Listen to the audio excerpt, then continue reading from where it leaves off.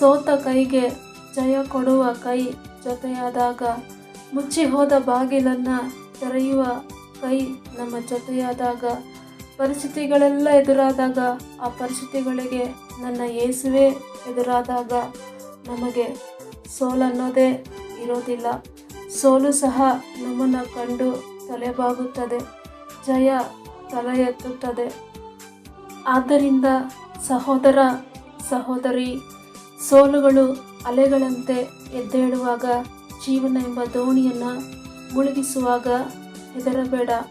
ಯಾಕೆಂದರೆ ಆ ಅಲೆಗಳನ್ನು ಅಡಗಿಸುವಂತಹ ಹಾಗೂ ಆ ಜೀವನ ಎಂಬ ದೋಣಿಯನ್ನು ಮತ್ತೆ ಸರಾಗವಾಗಿ ನಡೆಸುವಂತಹ ನನ್ನ ನಾವಿಕ ಯೇಸು ಇನ್ನೂ ಜೀವಂತವಾಗಿದ್ದಾನೆ.